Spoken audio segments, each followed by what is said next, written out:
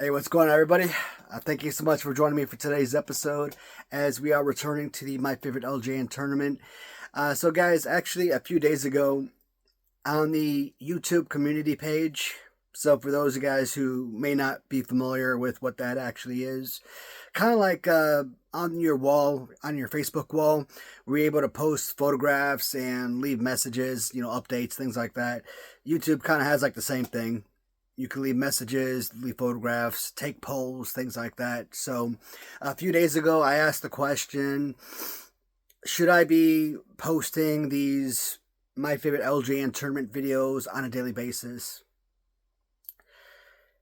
Now, in regard to the tournament, I would like to be doing 5 matchups per video, and theoretically, I really would love to have these matchups be 15 to 20 minute videos. That's the goal, 15 to 20 minutes, because that's a feasible workaround for your average YouTube viewer. But because there are certain matchups that I absolutely love to talk about, and there are a lot of things I'd like to say about certain figures, certain matchups. So yeah, I understand that there are going to be videos that do hover closer to 30 minutes, and I've even said, you know what, if I can knock out a 30-minute video, I'm okay with that. But the conversation for a lot of these matchups are kind of like ongoing. So, and there are certain things I do want to discuss either before the video, before I start the main matchups, or, regular conversation in between the matchups, what have you. So, those videos do get extended to 35, 40, 45-minute videos. I've even had an hour-long video so far in this tournament. So, and I kind of asked the question because, these videos are for the fans, for the viewers after all. And I want to know what your guys' opinion are. Do you prefer to see these essentially 45-minute videos every single day of the week? Or do you think that the videos are too long? Is it not manageable, essentially? Would you like me to slow my roll, kind of stop with dailies, and start posting them more sporadically? I also pose the question, would you like to see them 2 to 3 times a week? So, it doesn't necessarily have to be 7 days a week. It doesn't have to be 2 to 3 times a week. Meaning the videos are too long. It could be 1 time a week. It could be 4 times a week, 5 times a week. Just kind of give you guys the opportunity to kind of catch up on some older videos. Now, I understand that not everybody is going to be seeing these polls or see that question. I tried looking at it on the TV, and because I watch most of my YouTube videos on the YouTube app on the TV, and that any of the community notes I've left in the past, you don't see it on the TV. You only see it on the cell phone. So you have to actually be on your YouTube app on your phone in order to actually be able to see that poll. But so far, it doesn't have a lot of votes one way or the other. So because it's such a small sample size, I'm not really sure what's the best course of action moving forward. So in the short term, I am going to continue to post videos every day, and I will keep checking that poll probably on a daily basis to kind of see where we're at. And by the end of round 2, depending on how many people have voted and to see what the percentage is, if it is like an astronomical change where, let's say 60% of people say 2 to 3 times a week, and let's say maybe 40% of people say every day, yeah, maybe I'll slow down to 2 times a week, 3 times a week. But if it's like 50% says, let's do dailies, and 40% says 2 to 3 times a week, I might stick with the dailies. So, or vice versa. If it says like 2 to 3 times a week, 50%, and 40% says do the dailies, I might stick with the dailies. But anyways, you guys know about the poll. So I wanted to mention that first and foremost before we get into today's video. Today we are on round 2, part 6. And our matchups for today will consist of Tully Blanchard And he will do battle against the Mark Hackenberg King Kong Bundy.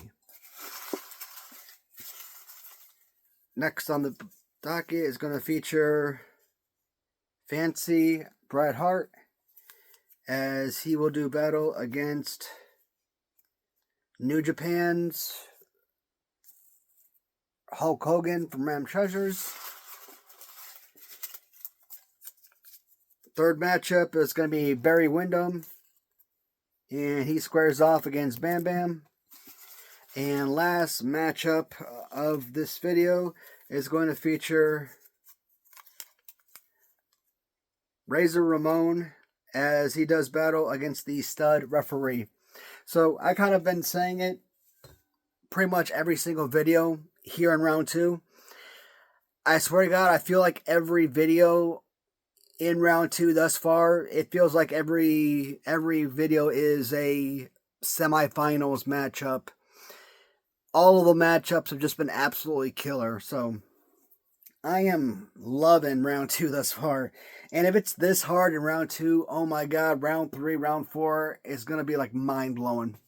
But I'm going to go ahead, get these figures pulled, and we will begin shortly. All right. 8 figures drawn, 8 figures pulled, and we are ready to begin. And we said Tully Blanchard was going to square off against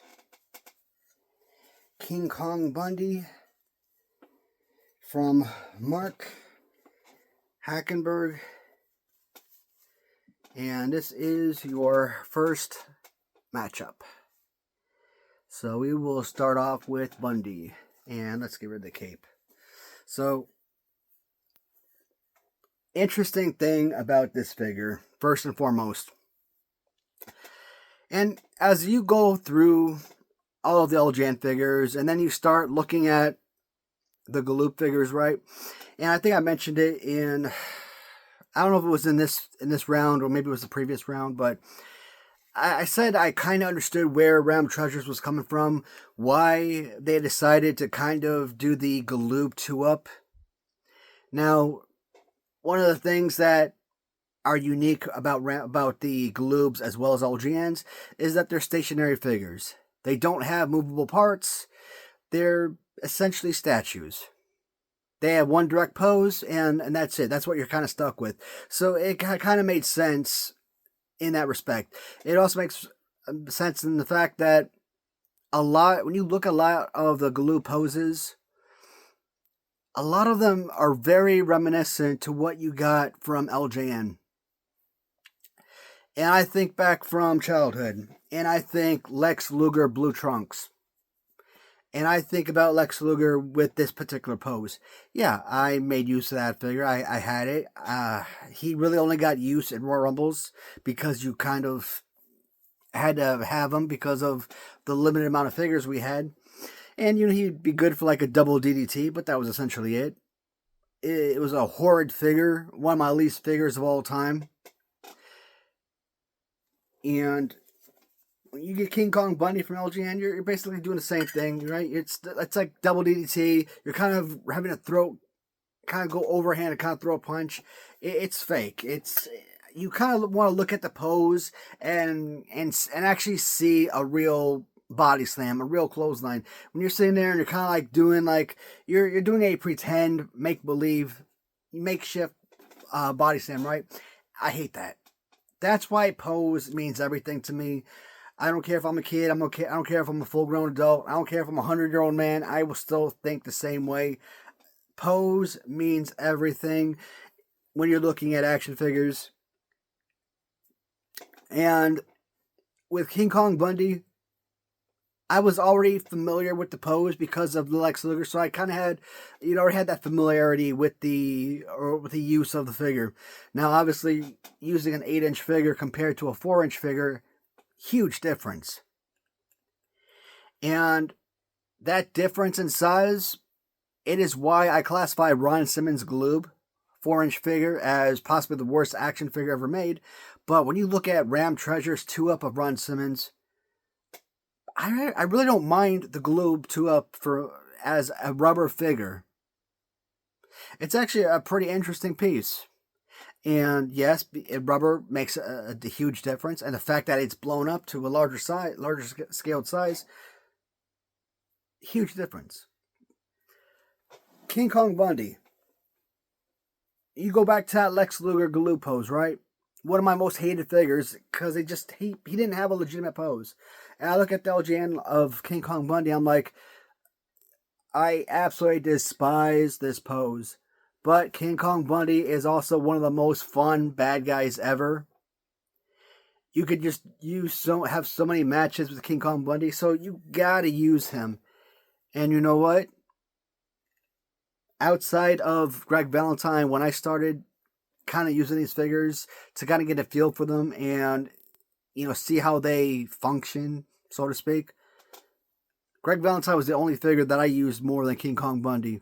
And when I say I used more, obviously I did nothing but Royal Rumbles. It's the figures that I kind of gravitated to picking up with and kind of utilizing most often. Horrible pose or not, King Kong Bundy is one of the most enjoyable figures.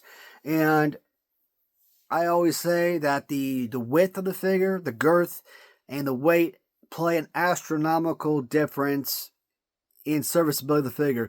That's why King Kong Bundy, Big John Studd, Big Boss Man, why those figures mean so much. Yes, name recognition, like Boss Man, like Bundy, people you watched growing up, color scheme like Boss Man, etc.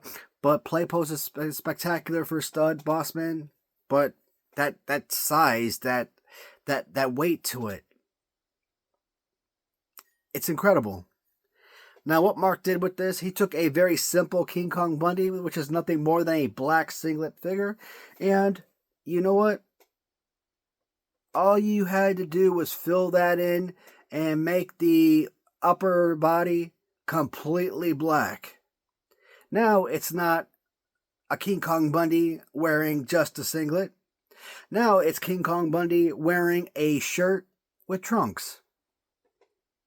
Fantastic. And I think it was Survivor Series 87. I could be wrong. But he had this exact same outfit on, during the photograph with the rest of his teammates. This is an awesome freaking look. And Mark does what I really appreciate with a lot of customs. Not just a simple all black boots, fill in the laces, bam. Such a simple, minute detail to a figure, but it is such a huge difference. Now, and okay, Cape. Who was it? I know it wasn't Bobby. I want to say Jimmy Hart. Don't quote me, but I'm almost positive that Jimmy Hart was the original manager of King Kong Bundy when he first entered WWF. And I think it was like for a couple of squash matches in I don't know, 85 maybe, when he first came in. But I'm almost positive it was Jimmy Hart. And then he kind of moved over to Heenan because everybody goes to Heenan. I did not know about the Brainbusters in the late 1980s. I did not know who Tully Blanchard was. Yes, I knew about Four Horsemen, WCW, and I knew the name. I knew about Ric Flair, obviously. I don't know. I think Ric Flair, in all honesty, I think growing up, Ric Flair is probably the only person I could have probably ever named from that group.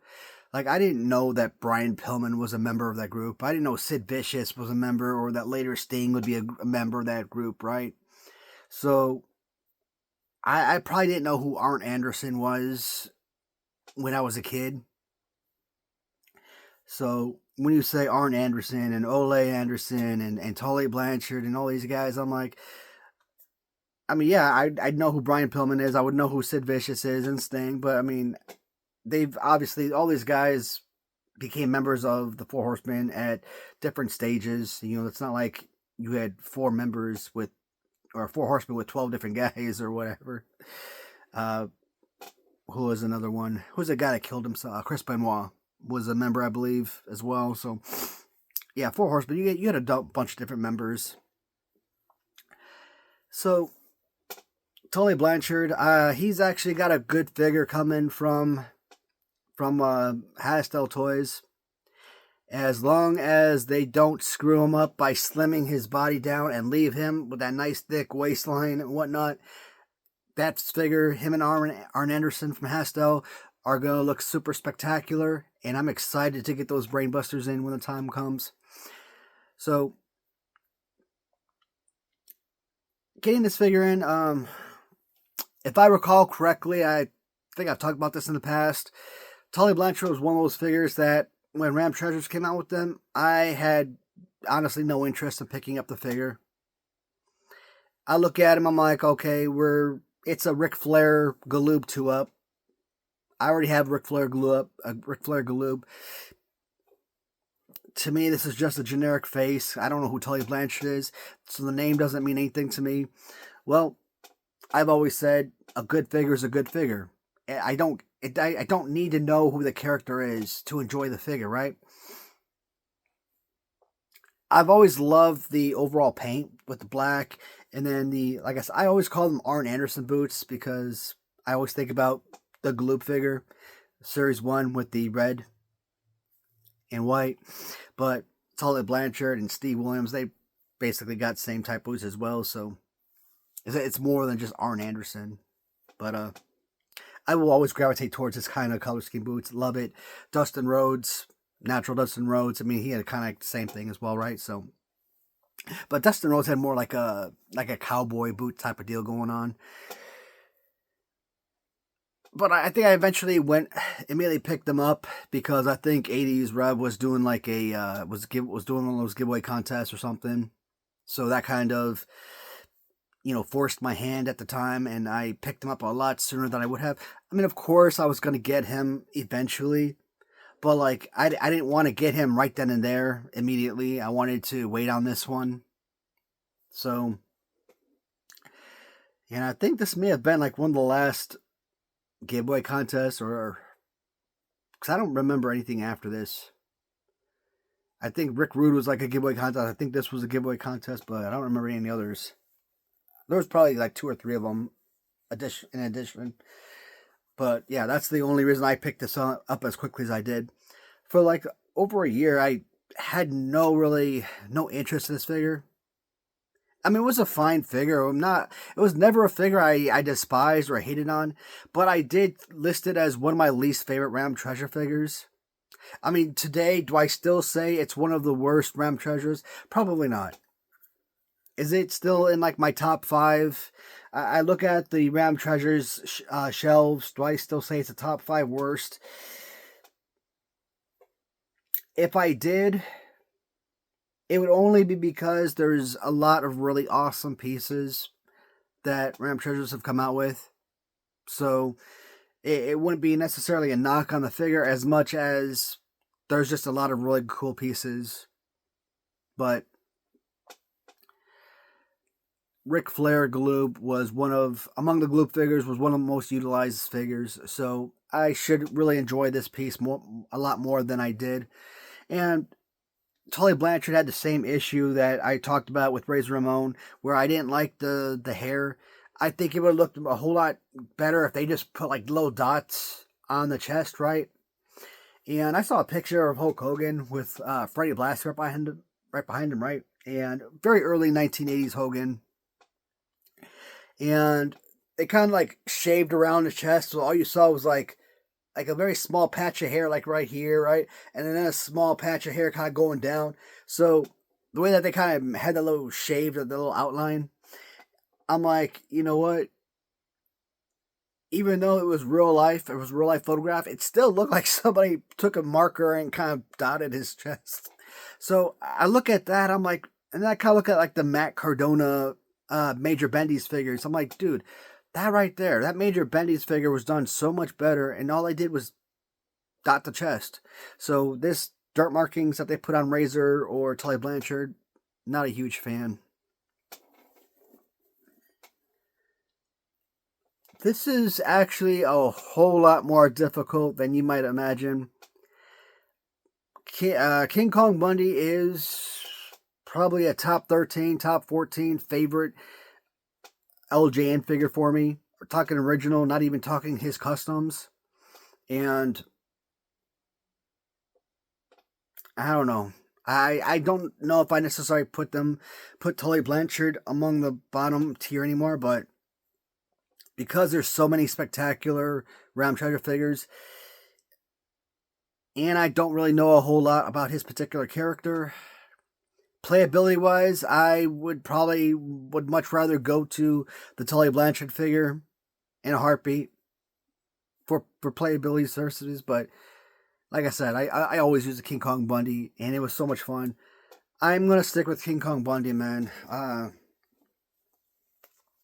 It may seem like I came to the decision relatively quickly, but I think with the way that these videos are hovering around 40 plus minutes every time out, I feel like I'm forced to come to a quick decision, but that was not an easy choice. I kind of feel like looking at that matchup, Tully Blanchard could have won.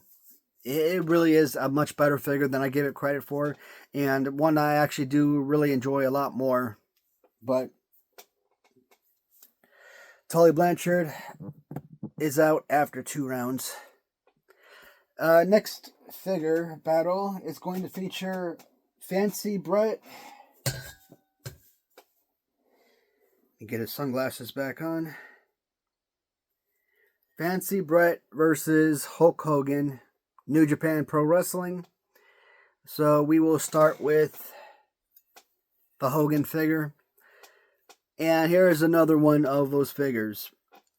And I don't even think until this tournament, looking at the original Series 5 no shirt Hogan that Ram Treasures came out with, plus the New Japan no shirt Series 5 Hogan, I don't think I gave either figure the sort of appreciation it deserved. And I've said it before. It's not that they're bad figures.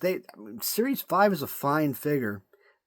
Original LJN Series 5 Hogans and my top 20 list of best figures from the LJN line. They're not necessarily playable figures, but aesthetically, the good bulk to the figure, but better bulk than what you got from Series 1 Hulk Hogan. Even though the Series 1 Hogan is one of the greatest playable wrestling action figures ever made from any toy line, point blank, period.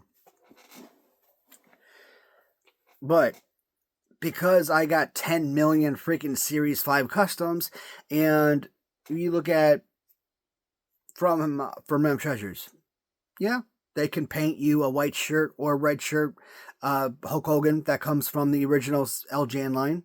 All right. They can paint you a Made in America white shirt Hogan. Gotcha. They can make you a Rip 'em, no holds barred Hulk Hogan. All right, got that one too.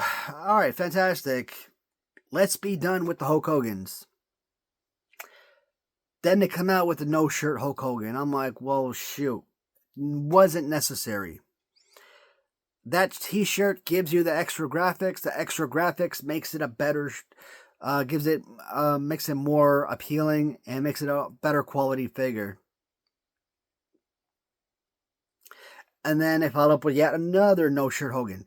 Now, given, I love this freaking figure, okay? The Japan Hogan with the color scheme, the colors throughout freaking pop like crazy. And the head mold is insanely good. And I love how just barely his head it doesn't have that bald spot. So this is an insanely good figure.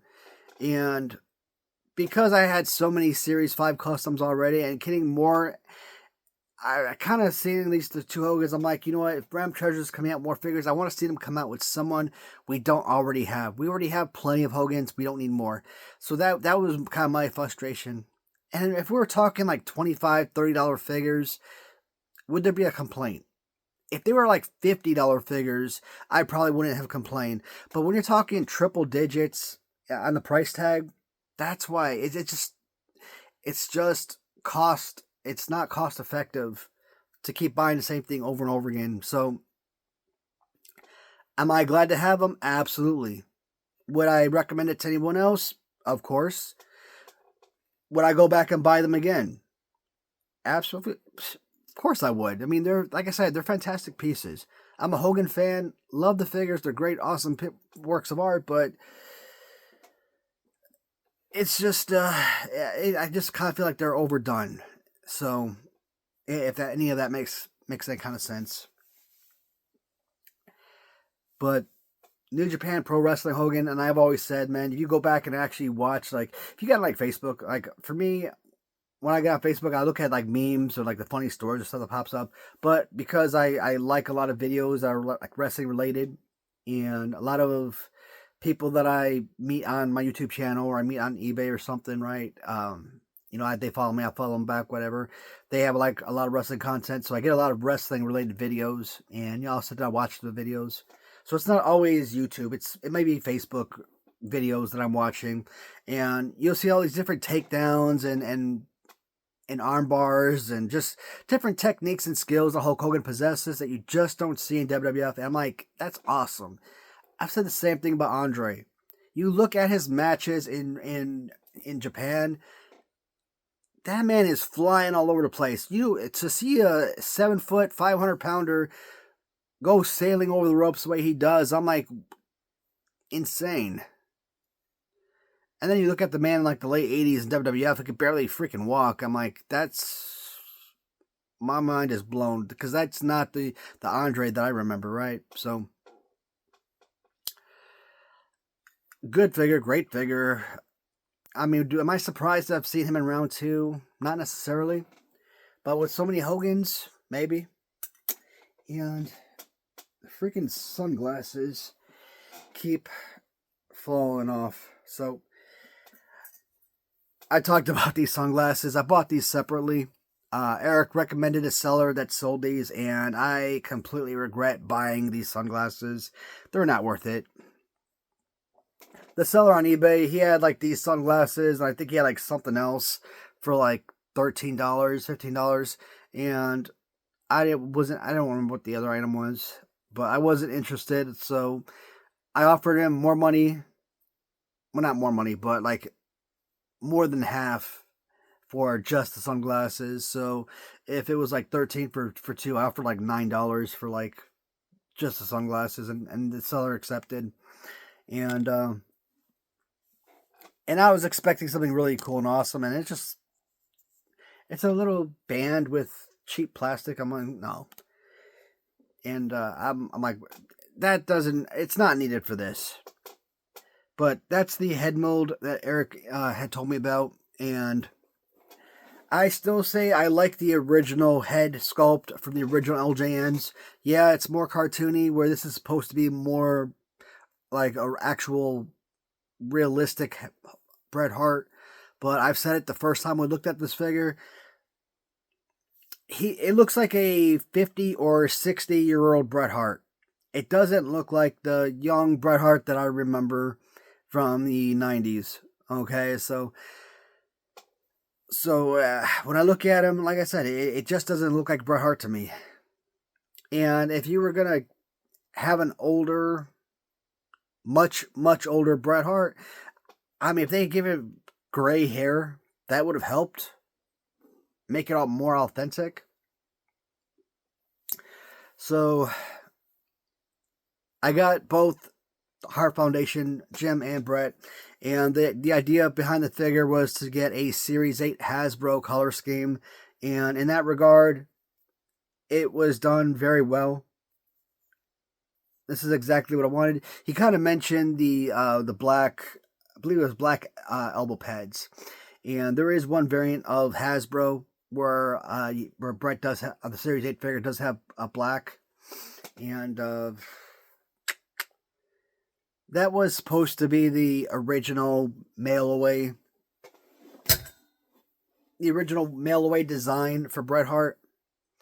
And eventually, I guess Hasbro or WWF or whatever, they decided to scrap that idea. So they just stuck with the original Series 4 figure, and instead of giving like a pink heart, they released him with a purple heart on the t-shirt. And then about a year or two later, so that was Series 4 was 92, and then Series 8 came out in 94. So a couple years later, they came out with the Series 8 Bret Hart, and they used that exact same design, which was this. But instead of the black, they had all pink. So kind of a Hasbro history lesson a little bit. And I kind of talked about that when I did my Hasbro review videos as well. But I actually should have done that. I should have gone with the black because it kind of gave you a little offset color. But no, I'm like, nah, I just want to stick with the original Series 8 design. In terms of appreciation, kind of looking at, again, when I look at custom figures, I always kind of gotta balance it first by looking at original figures. So if I've got a Kane figure, and let's say that Kane is utilizing or utilized from a Hillbilly Jim figure, I'll say, well, it's Hillbilly Jim versus Series 5 Hogan, for example. Or so in this case, let's say original Series 4 Bret versus Series 5 Hogan. Well, I do rate the original Series 4 Bret much higher, right? Neither figure is a playable figure. I mean, Bret Hart, I've said it plenty. Do I need to say it again? Okay, I'll say it. The Bret Hart LJN, I rate him so extremely high on my list because of what Bret Hart means to me from growing up and watching him for so long. Because of the value of an LJN Bret Hart, one of the more expensive figures out there, usually a Bret Hart will always sell for more than $100, even with pretty substantial paint loss. He's normally a 3-digit, or he's normally a 3-digit, we'll call it 3 digits. Not $200-$300, but $100, $127, $150 figure. So he's normally a 3-digit figure in terms of value. And I think for those purposes, I rate him very high, but his overall figure at play pose would probably knock him down to like number 40 or 50 among the LJN figures. It's not a good figure. He's a very low one-arm punch guy, and that is it. His play pose sucks. And the way that his left arm's kind of stick the way it is, I mean, it's not even a good DDT on the left side, so he is like a number 12, I think, on my list, or number 12 or 13 on my list of favorite LJNs, but he's up there because of namesake only, because his LJN figure is not good.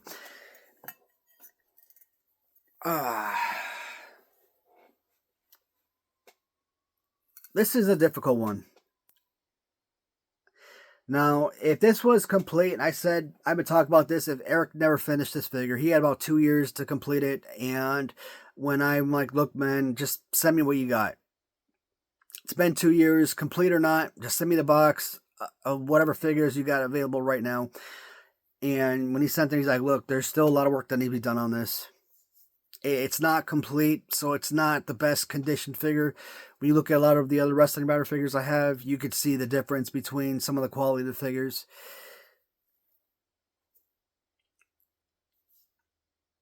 The head sculpt, I don't know. I think some people out there would probably look at this figure and absolutely be in love with it. I don't know if I can.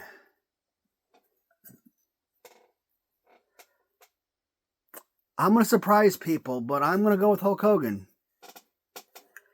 Like I said, I think that among Ram Treasure figures, maybe Hulk Hogan was not necessarily one that needed to be remade, but at the same time, getting the Japan version, especially with new head sculpt and whatnot, this is an awesome piece. And yes, I do have a Wrestling Rider version that's very similar to this as a Series 1, but I mean, I think that would be interesting to kind of see those two, Series 1 versus Series 5, square off against each other. When Eric and I were first discussing this figure, and I kind of had the idea or the image in my head of what this was going to look like, I'm like, man, this is it. this is a figure for like the last couple of years. I'm like, this is gonna beat Bruiser Brody. This is hands down gonna be one of the best figures ever. And second round elimination, and he could have very easily been eliminated first round. I mean, technically, yeah, he could have won this battle, but I just think that Hogan is a much more better quality figure overall.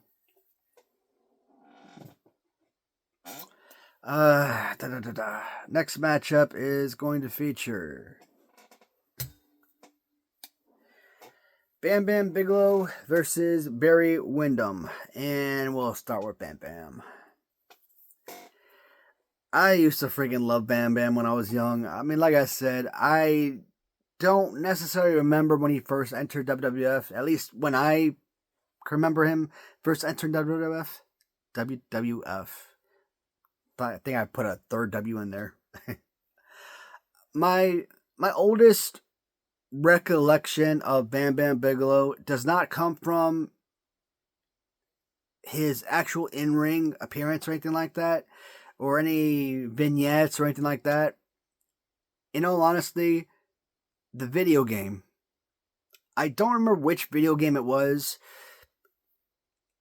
I don't think it was Steel Cage. I don't think it was WrestleMania, but one of those video games. It had to be an LJN game because it just feels like LJN made all of the darn wrestling video games back in the day. And shit, we had all those wrestling games. But I remember Bam Bam Bigelow coming in and doing cartwheels all over the ring. And he was like this little short, stocky guy.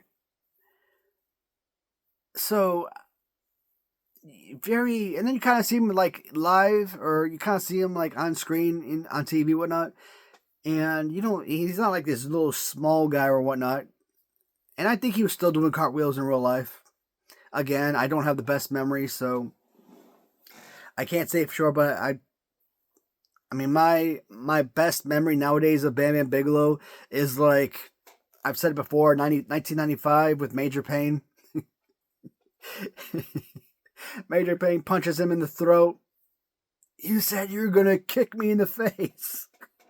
You calling me a liar? Oh, man. Major Payne is one of those movies that I've said before, I don't like watching movies that I've already seen or TV shows I've already seen, especially if I've already seen it recently. But Major Payne was one of those movies that I could sit there and I could watch that same movie on back-to-back days or 2 days in a row, 3 days in a row, and not be mad because it was just so much fun. So, the whole thing with Lawrence Taylor, I think that was like around 1994. I don't know what that was, Survivor Series or SummerSlam or something. And who was it? I gotta get through those magazines. I have all these freaking magazines, and I know I have a Lawrence Taylor magazine, but somebody invited Lawrence Taylor, a football player, and he was sitting in the front row. And I actually remember seeing that on I don't know if we saw it on pay-per-view or if we just saw like flashbacks after watching Raw or something. And Lawrence Taylor tried shaking his hand or something, and he got pissed off and shoved him. And you see Lawrence Taylor's face. So that man looked like he was serious. That didn't look like acting to me. But when they actually had their match, Lawrence Taylor, of course, defeated him. And man, Bam Bam made him look good. I like that. I don't mind seeing actors like Tiny Lister. I think was fine, but I heard that they put Karl Malone as a WCW wrestler. I'm like, that's freaking insane. Dennis Rodman, he did some acting, so I could say, okay, maybe he could be a bona fide actor or slash wrestler, but I don't know, putting basketball players and football players, basically athletes, as professional wrestlers, somebody's going to get hurt. Somebody's going to do the wrong thing and piss off a real life professionally trained athlete, professionally trained wrestler, professionally trained fighter, and they're going to get themselves hurt. I don't care how big you are, 6'6", 350-pound football player. I don't know how big Lawrence Taylor is. I'm just throwing out a random size. You can use all that strength and might you want, but you know what? You're going up against a trained fighter. Try and do some of that crap against someone like Brock Lesnar. It's a good figure. I really like the Bam Bam Bigelow figure. Problem is, you put him on the damn LJN stands, and he's very top heavy, and all he does is lean forward like so. All right, so you move the low footers, put him in front. What does it do? It still moves forward. And by chance of God, if you do have extra footers that you don't use, you might put some in front and one in front, one in the back to kind of balance it out. It's still going to lean forward, or it's going to lean back and it's going to break the foot holder. So certain stands work better than others, and the stand for this figure is not good. So, and of course, his play pose sucks. Ted Arcidi is a good looking figure, good butt build to it, but he's got kind of like the same pose, which makes it not an unenjoyable figure. Barry Windham, I had no idea who Barry Windham was growing up. I think the first time I ever heard the name Barry Windham is when I started recollecting Galoobs back in 2021. And I'm like, how did I not have a Barry Windham growing up from the Galoob line? That figure to go to team with Sid Vicious was absolute dynamite. Those two figures in tandem work so well together.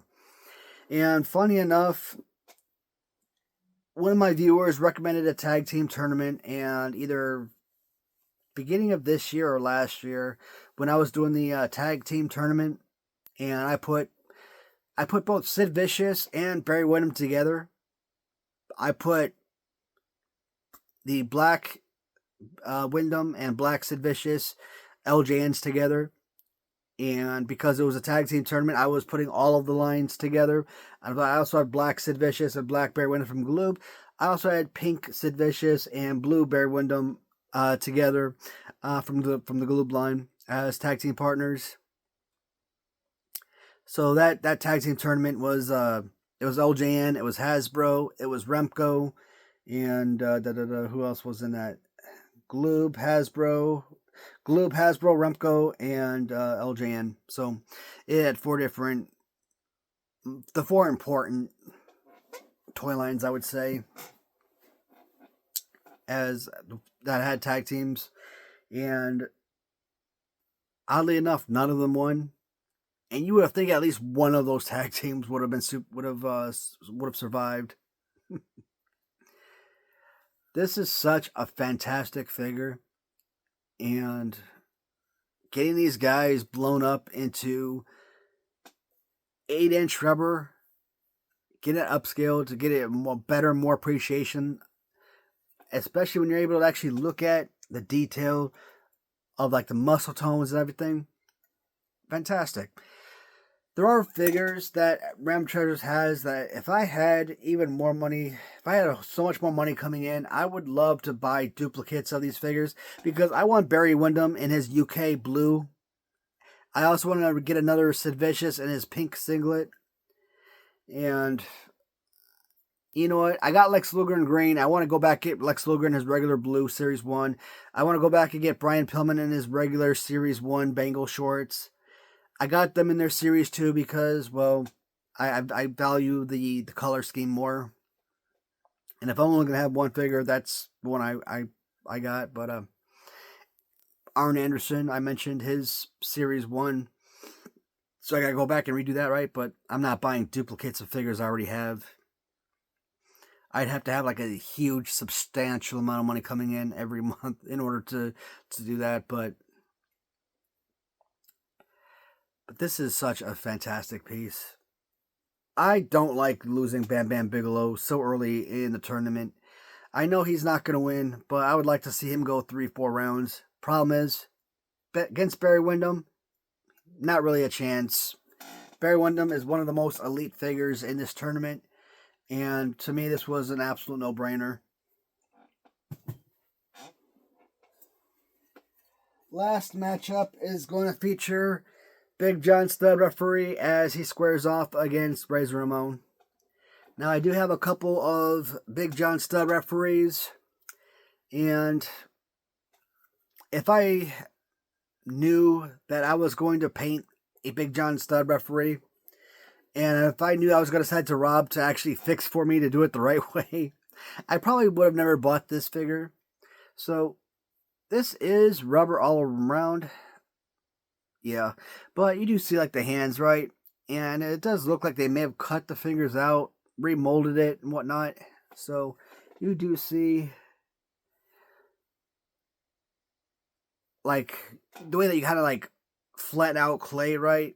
Kind of smooth it out, or the way that you kind of do like pavement with the concrete. But there's things about this, like the way that they have the shirt, like you actually have, like you could actually feel the underlining of the shirt. You could feel the collars. So the artist that did this figure, I still much rather have the original LJN Big John Stud, with the way that his legs were kind of bent and everything. Makes him a little bit taller as well. They kind of switched the bottom with a Hillbilly Jim. And I think Mike Stiers might have been the guy that did that.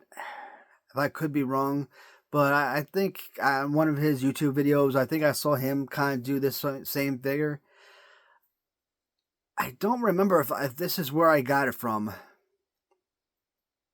Mike Teresa on eBay, but Mike Stiers, I don't know if I got it from him, if I got it from another seller on eBay, but it is possible that maybe they bought it from Mike and I bought it from them secondhand, so to speak.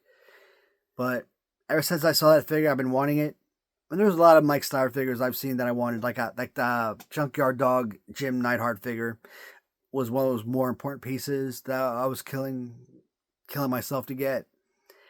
The Santa Claus Hillbilly Jim figure was awesome.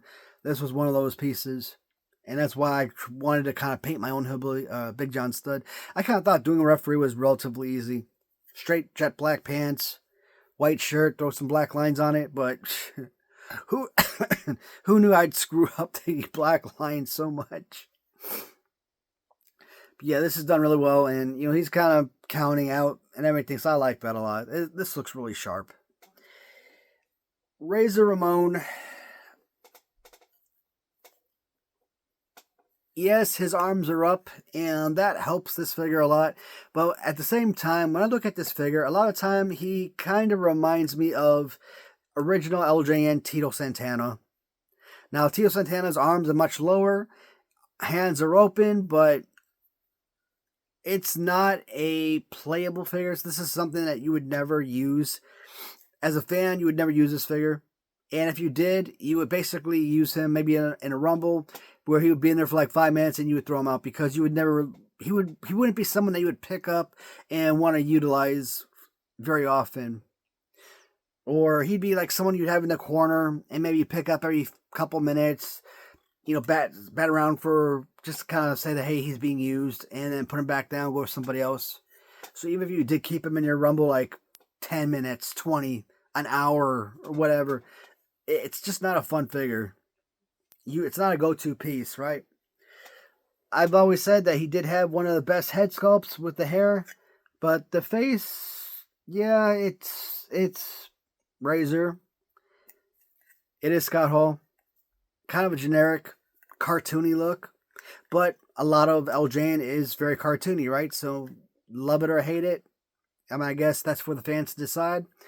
You got the nice razors on the trunks.